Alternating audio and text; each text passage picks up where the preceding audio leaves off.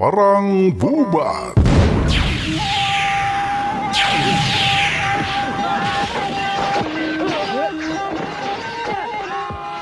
Perang Bubat.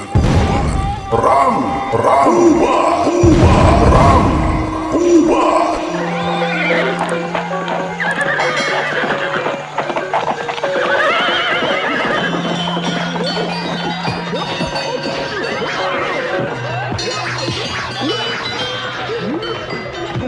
Perang Bubat.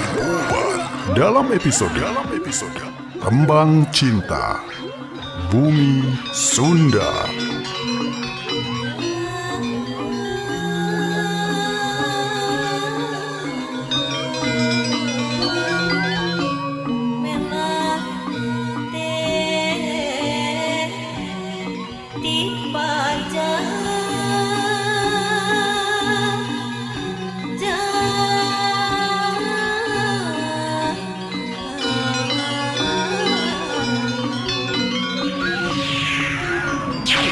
Diangkat dari novel fiksi karya Aan Merdeka Permana dengan tidak bermaksud untuk menoreh luka lama dan menumbuhkan kembali benih-benih kebencian, melainkan untuk mempererat kembali simpul-simpul persatuan dan kesatuan yang senantiasa harus kita jaga dan kita pelihara di seantero Nusantara.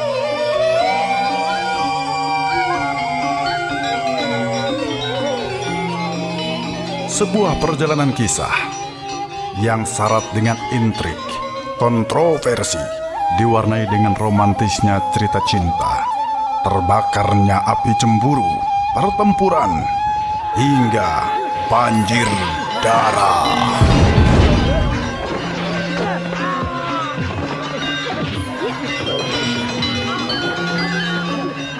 Pemirsa, selamat menyimak dan selamat mendengarkan sebuah kisah tembang cinta Bumi Sunda, versi lain dari cerita penuh kontroversi. Inilah Perang Bubat.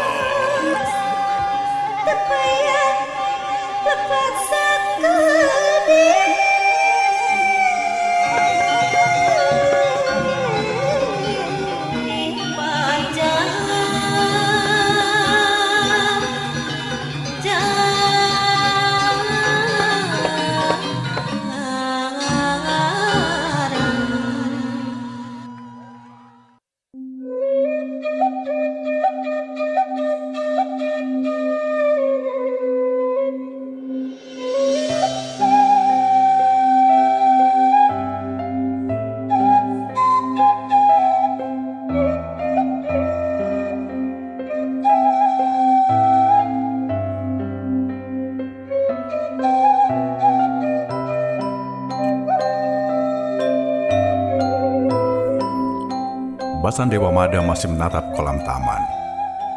Namun di sampingnya tak ada Putri Diah Pitaloka, kecuali dua orang punggawa tua yang sejak tadi menemaninya.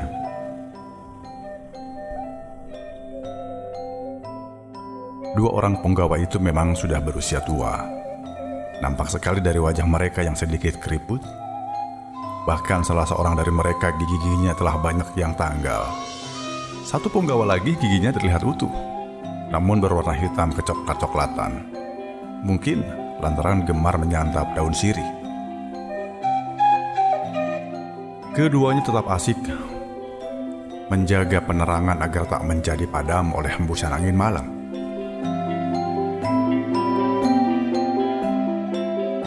Mengapa penerangan ini tidak menggunakan minyak bumi?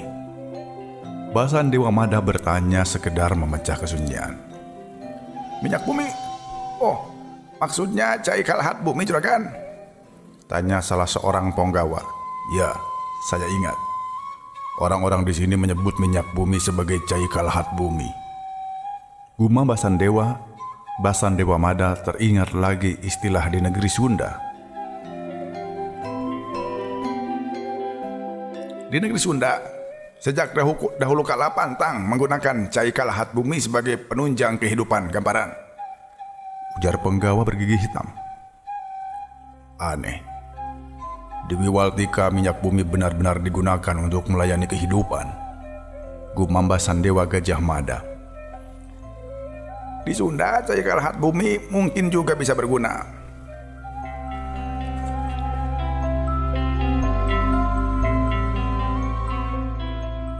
Namun raja mengatakan, ucapan leluhur adalah sesuatu yang mesti dipegang teguh. Para leluhur sudah menyebutkan bahwa bila Caikal Lahat Bumi digunakan keperluan sehari-hari, akan lebih banyak mengundang bahaya ketimbang manfaatnya. Suatu saat alam akan rusak. Namun bila kebutuhan bahan bakar diambil dari hewan dan tumbuh-tumbuhan, asalkan kita hormat kepada alam, maka alam pun akan hormat kepada kita. Mereka senantiasa akan selalu mengabdi kepada kita. Demikian kata Punggawa. Maka orang tua ini melanjutkan omongannya, betapa alam di Tatar Sunda ini tetap lestari dan abadi. Tidak ada musibah banjir tatkala musim hujan dan tidak ada musibah kekeringan di saat kemarau. Lantaran ada lingkaran 3 pengabdian dalam kehidupan manusia. Manusia mengabdi kepada alam, berupaya merawatnya dengan segenap jiwa raganya. Yang merusak alam akan dihukum seberat-beratnya. Namun yang memelihara alam akan dihormati. Karena alam dihormati, maka dia akan mengabdi kepada binatang. Binatang akan tumbuh subur, dan pada gilirannya dia pun akan mengabdi kepada manusia. Satu mata rantai pengabdian terputus, maka putus pula kedamaian di dalam hidup ini. Tuturnya berpanjang-panjang.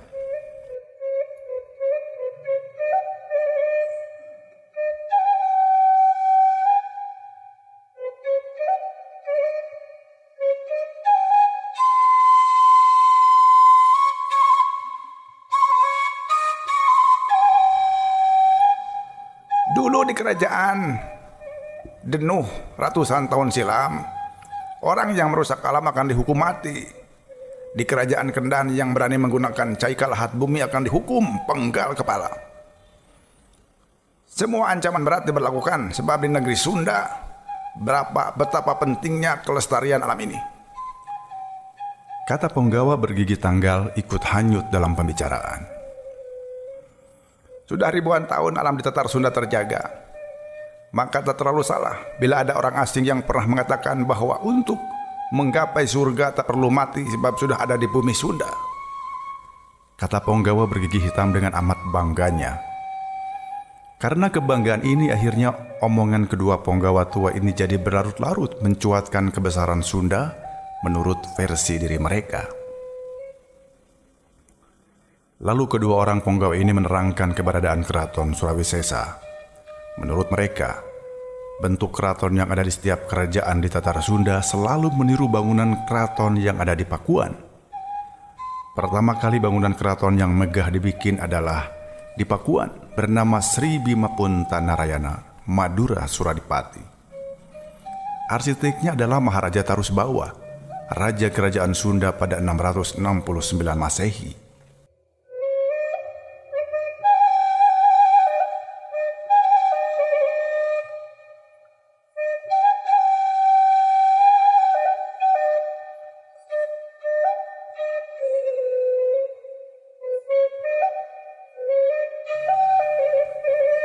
Keraton Kerajaan Sunda yang kala itu ibu kotanya terletak di Pakuan memiliki arti khusus 5 bangunan megah yang berjajar yang disebut sebagai mandala, melambangkan kekuasaan kerajaan Sunda. Mandala pertama disebut sebagai Sri Bima, melambangkan wilayah kekuasaan Sunda yang ada di Jawa Kulon. Mandala kedua diberi nama Punta, melambangkan kekuasaan Sunda di sebagian wilayah Sumatera. Mandala ketiga bernama Narayana, melambangkan kekuasaan Sunda di wilayah Jawa Tengah dan Jawa Timur. Mandala keempat bernama Madura, melambangkan kekuasaan di Madura dan sekitarnya. Kemudian mandala kelima disebut sebagai Suradipati, melambangkan kekuasaan Sunda yang mencakup Bali dan Nusa Tenggara. Atas pengakuan ini pula, maka kelak di kemudian hari di Nusantara dikenal wilayah Sunda Besar dan Sunda Kecil.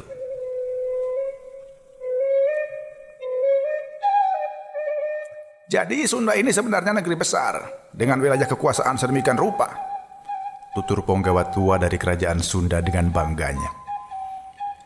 Namun rasa bangga ini kemudian sedikit terganggu setelah dia melirik selintas ke arah Basan Dewa Mada. Entah apa maksudnya, namun yang dilirik tersenyum kecil. Barangkali Basan Dewa Mada mengerti pula mengapa si penggawa tua akhirnya melirik selintas kepadanya. Mungkin si tua ini akhirnya mengaku bahwa sekalipun Sunda itu besar, namun bumi Wiwaltika jauh lebih besar lagi. Umpatnya dalam hati. Ucapan dua orang penggawa kerajaan Kawali ini sebenarnya hanya pengulangan atas penjelasan dari Patih Wirayuda hampir 5 tahun silam, tatkala Basan Dewa Mada masih jadi pekerja rendahan di wilayah ini. Hanya saja sebagai tamu dan apalagi tengah membawa misi penting, dia tak mau melecehkan pihak pribumi, kendati hanya seorang penggawa. Maka suasana kembali sunyi. Dua penggawa tua kembali mengatur cahaya api biji jarak dan Basan Dewa Mada kembali menekuni perilaku ikan di kolam taman. Kasihan dua orang penggawa ini. Barangkali mereka telah menceritakan kebanggaan masa lalu. Gumam hatinya. Dulu 5 atau mungkin 6 tahun silam, pemuda Mada dari Banten datang ke Kawali. Maksudnya ingin mengabdi ke sebuah negeri besar bernama Sunda. Prabu Linggabuana baru saja diwastu atau dilantik sebagai Raja ke-31 tahun 1350 Masehi, menggantikan Prabu Ragamulya. Kerajaan yang memiliki rentang panjang perjalanan yaitu sejak tahun 669 Masehi. Menurut pemuda keturunan Cina bernama Ma Hongfu atau belakangan dikenal sebagai Mada, tentu merupakan kerajaan besar yang kuat, baik kuat kehidupan sosial ekonomi maupun kuat dalam kehidupan militernya. Oleh sebab itu, dia ingin mencoba memutus hubungan mata rantai cita-cita. Dari semula sebagai pedagang pengembara barang-barang hiasan porselen seperti yang dilakukan para leluhurnya, diubah menjadi seorang yang mengusung cita-cita sebagai pengabdi negara. Tentu saja, sang ayah kala itu keberatan. Leluhurnya dulu datang ke Nusantara sebagai pelarian politik dan jemu dengan kehidupan politik. Mengapa tiba-tiba sang anak memilih mengabdi dalam kehidupan ketatanegaraan? Yang bermakna dalam hidup kita bukan memilih sebagai apa, tapi apa yang bisa kita dapatkan, Hongfu. Bahwa kebahagiaan itu ada dalam kekayaan, maka itu pula yang mesti kita kejar, tutur ayahnya kala itu. Namun demikian Mada pun tak bergeming dengan keinginannya sendiri. Baginya kekayaan bukan satu-satunya kebahagiaan hidup. Ada kebahagiaan yang ingin dia raih, namun dia sendiri pun tak sanggup menerjemahkan. Berupa apa itu? Saya akan mencoba menjadi pegawai di kerajaan Kawali, ayah, jawab Ma Hongfu. Maka dari Karangantu, Banten, Ma Hongfu berjalan menuju arah timur. Tentu tak langsung mengambil jalan seperti arah kompas. Ma Hongfu melakukan perjalanan panjang ke timur, mesti lewat utara dulu, yaitu menelusuri jalan pedati yang tersedia kala itu. Mula-mula dia harus menyusuri ke utara, menuju wilayah kerajaan Muara Beres di tepian Kali Cisadane. Sudah itu melewati kerajaan Tanjung Barat, baru masuki kawasan Pakuan. Di Pakuan, Ma Hongfu hanya singgah sebentar. Namun kendati tak memasuki dalam kita atau benteng dalam keraton, dia sempat juga mengenal keberadaan keraton megah bernama Sri Bima Puntanarayana, Madura Suradipati, atau sementara orang menyebutnya sebagai keraton Sunda Sembawa. Pemuda Ma Hongfu sempat mendapatkan kabar tentang keberadaan keraton ini. Oleh sebab itu, manakala di tepi kolam dua penggawa tua berceloteh tentang keberadaan keraton Pakuan, Basan Dewa Mada hanya tersenyum kecil, sebab dia sendiri pun sudah mengenalnya.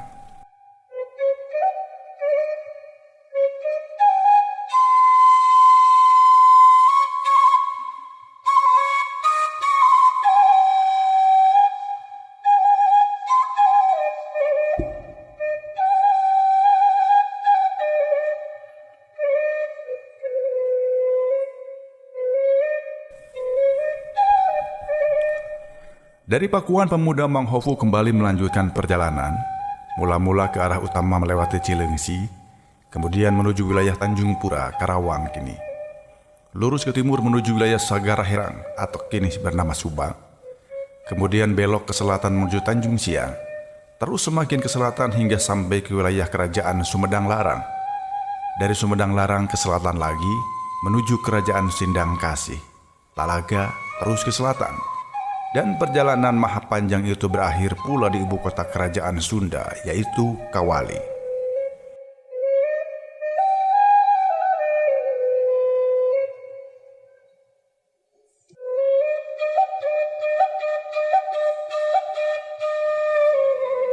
Di sana dia hanya dikenal sebagai pemuda biasa dan tak menimbulkan perhatian khusus bagi halayak. Orang tak pernah tahu kalau dirinya itu blasteran Banten dan Cina. Mata yang agak sipit tidak mendorong orang untuk menyebutnya sebagai seorang Cina. Apalagi tutur bahasa termasuk dialeknya, sama seperti kebanyakan orang. Bahkan oleh deraan panasnya sinar mentari, kulit wajah pemuda emak ini hampir-hampir berwarna sawo matang, yaitu warna rata-rata kulit penduduk Nusantara. Yang menjadi perhatian orang, pemuda tegap berhidung agak kembung ini lantaran menampilkan seorang pekerja keras yang tak kenal lelah. Penghuni kerajaan Kawali dengan cepat memujinya dan banyak orang memerlukan kecakapannya. Dengan demikian, tak berapa lama pun dia sudah bisa bekerja di lingkungan istana, kendati bukan sebagai pegawai penting. Untuk zamannya, mungkin pemuda ini dikenal sebagai orang kreatif. Dia banyak ide dan sanggup melahirkan hal-hal baru. Dari hal-hal kecil seperti menciptakan resep bumbu untuk memasak ikan, hingga membuat ornamen dan hiasan dinding, dia tekuni. Maka karena kreativitasnya ini pula yang membawa dirinya bisa keluar masuk istana dengan cukup mudah. Para pejabat istana terkadang memerlukan tenaganya bila ada tiang-tiang istana yang terbuat dari pohon palem, perlu diperhalus dan diberi ornamen-ornamen indah. Yang memerlukan tenaganya juga terkadang sang Prabu sendiri. Banyak hiasan ornamen di balai bubut. Salah sebuah bangunan di istana mendapatkan sentuhan seni dari tangan pemuda berasal dari Banten itu. Lantaran pemuda itu tak memiliki kejelasan identitas, baik asal maupun nama, maka orang Kawali menyebutnya sebagai Ramada. Bahkan karena dianggap memiliki kepandaian khusus, nama itu dilengkapi dengan nama yang kala itu hanya bisa digunakan di kalangan santana atau masyarakat pertengahan. Pemuda asal Banten yang tak mau menyebut asal-usulnya itu, di Kawali diberi nama lengkap Jaya Saksena Raksi Ramadasena. Kerap orang menyebutnya sebagai Ramada saja.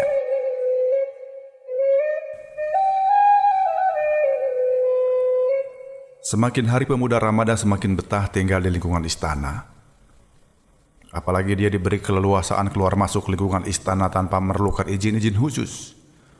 Ke wilayah Kaputren pun pemuda Ramada kerap keluar masuk sebab putri mahkota bernama Diah Pitaloka Citra Resmi memerlukan juga.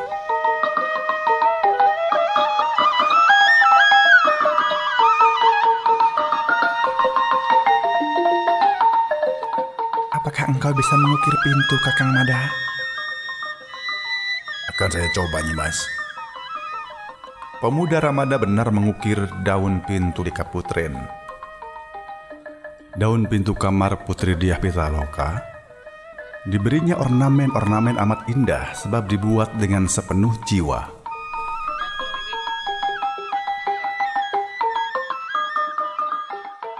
Lengkungan-lengkungan itu indah sekali. Sayang sekali aku tidak bisa mengerti isinya. Atau apakah hanya sekedar hiasan belaka?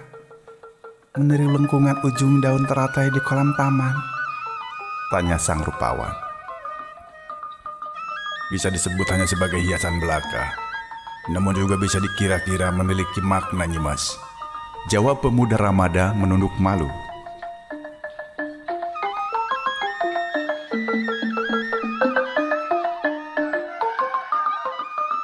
Pemuda itu usianya mungkin 20 tahunan. Sementara Putri Diah Pitaloka paling tinggi 13-an. Belum kekar benar, Belum mekar benar, namun kuncup-kuncup telah mulai nampak. 2 atau 3 tahun berselang, kemungkinan dia akan menjadi gadis dewasa yang jadi rebutan banyak pria. Hanya saja pemuda Ramadan mengeluh, siapa kelak pria yang akan pantas memilikinya?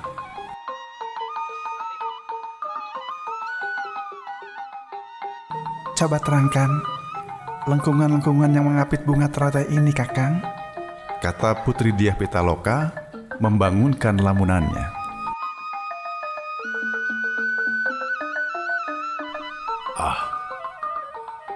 Itu hanya dikira-kira berdasarkan selera dan pendapat saja, Nyimas. Jawab pemuda Ramada tersipu. Tidak apa, kau terangkan saja, Kakang. Maka pemuda Ramada menerangkan bahwa lengkungan-lengkungan itu hanya sebuah makna hidup belaka. Hidup ini tak selamanya lurus. Artinya, tidak semua apa yang kita cita-citakan pasti bisa kita raih.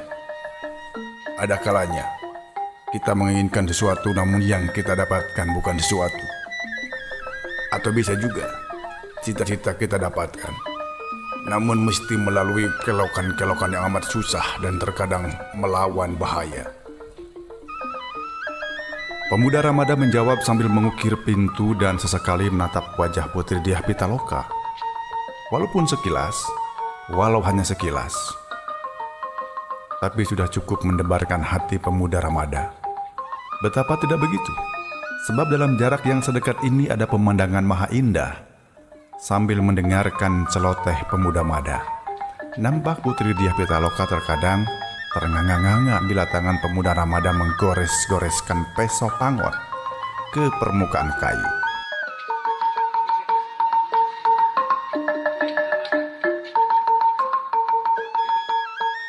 Mimik wajah gadis jelita ini terkadang berubah-ubah.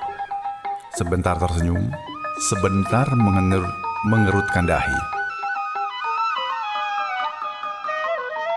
Sebentar kemudian menatap tak berkedip menyaksikan gerakan tangan pemuda Ramada. Dan kesemuanya ini tak terlepas dari tatap mata pemuda Ramada kendati hanya sebatas mencuri pandangan. Kau pandai mengukir. Apa engkau juga pandai menggambar? Tanya Putri Diah memecah suasana. Maksudnya Mas, menggambar apa? Kalau disuruh menggambar para guru yang di langit ketujuh saya tidak bisa, sebab belum pernah lihat. Jawab pemuda Ramada. Mendengar jawaban ini, gadis berlesung pipit dengan mata berbinar itu tersenyum. Aku tidak akan memaksamu mengerjakan yang tidak bisa kau gapai. Gapai saja yang kau bisa, Kakang. Saya mesti menggambar apa? Misalnya menggambarkan diriku. Menggambarmu? Ya, kenapa? Pemuda Ramada tertunduk sejenak. Dia teringat ucapan gadis itu barusan bahwa gadis cantik ini tak akan menyuruh mengerjakan sesuatu yang tidak bisa dia gapai. Namun apakah dirinya mampu melaksanakan keinginan gadis itu? Apakah saya mampu menggambar rupa wajahmu, Nyimas? Mendengar pertanyaan ini, Putri Diah Pitaloka tertawa kecil, sehingga secara tak sengaja memperlihatkan deretan giginya yang putih bersinar bak jajaran mutiara. Maka sadar lantaran diperhatikan orang di dekatnya, gadis itu segera menutupi mulutnya dengan punggung tangannya. Namun keindahan tetap nampak. Betapa seorang gadis yang ketawa kecil sambil menutupi mulutnya dengan punggung tangan merupakan kecantikan tiada tara. Dan dada pemuda Ramada berdebar kencang. Demikian kencangnya, lalu serasa jantung dia akan copot dan menggelinding ke lantai papan jati mengkilat. Ayolah gambar. Masa tanganmu tidak bisa meraba-raba bentuk wajahku? Kata Putri Diah Pitaloka. Wah, apakah saya mesti meraba wajahmu, Nyimas? Pemuda Ramada pucat wajahnya. Melihat ini kembali terdengar tawa kekeh kecil dari mulut mereka merah ini. Bukan meraba-raba dengan tanganmu. Masa seperti orang buta saja? Kuasmu itu yang meraba-raba dan meniru raut wajahku, sehingga mirip dengan aslinya.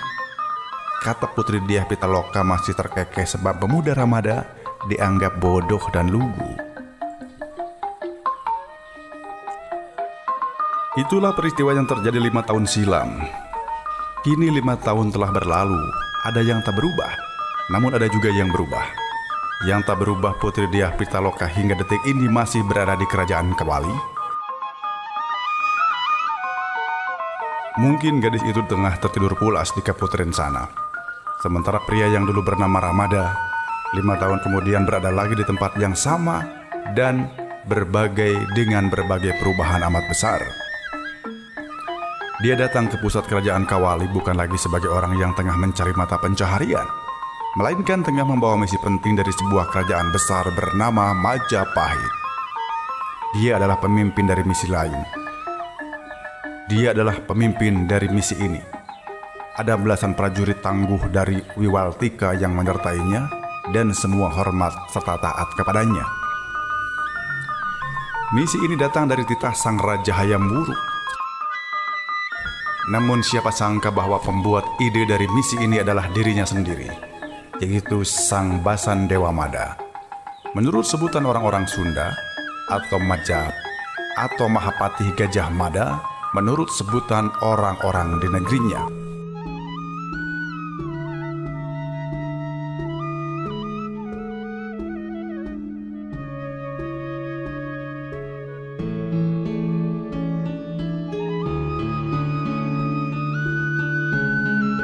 Pemirsa, tatkala Basan Dewa Mada tengah sarapan pagi di bangunan Saunggala, Patih Wirayuda datang berkunjung.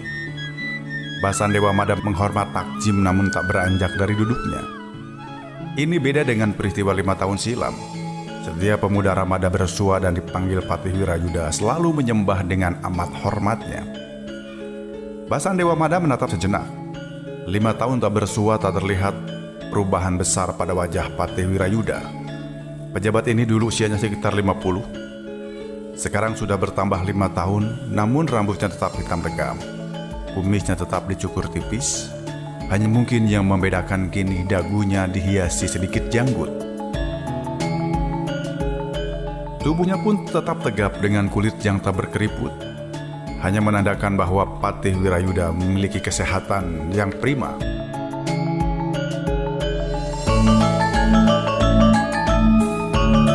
Namun Basan Dewa Mada selintas pun sudah bisa perhatikan bahwa betapa para pengabdi di keraton yang kerap juga dijuluki Keraton Surawisesa ini rata-rata memiliki tingkat kesehatan yang prima, hanya menandakan bahwa negara dengan seksama memperhatikan kesejahteraan para pengabdinya. Basan Dewa sungguh percaya kerajaan Sunda ini sejak dahulu kala selalu mengadakan hubungan sosial ekonomi dengan berbagai negeri di Nusantara, bahkan negeri luar Nusantara.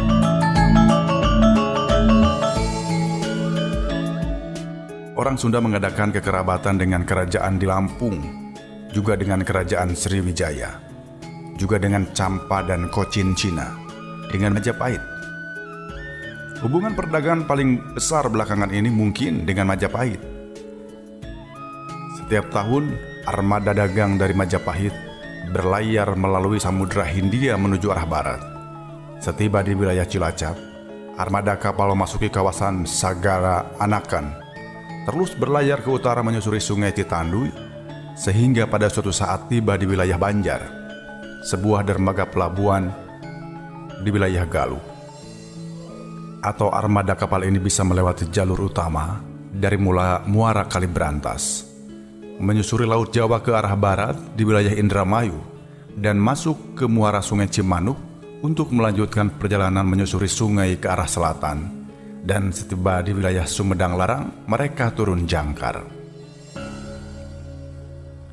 Barang-barang yang dibawa dari Majapahit diantaranya kain mori dan garam.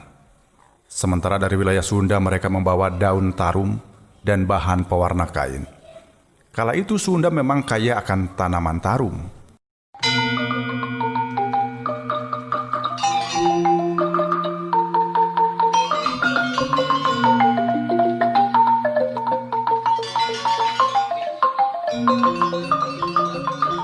Pemirsa, untuk mengetahui kisah selanjutnya, nantikan bagian yang akan datang di channel YouTube Gilang Kasnadi Channel. Jangan lupa subscribe, like, share, dan bagikan di medsos Anda. Terima kasih dan sampai jumpa.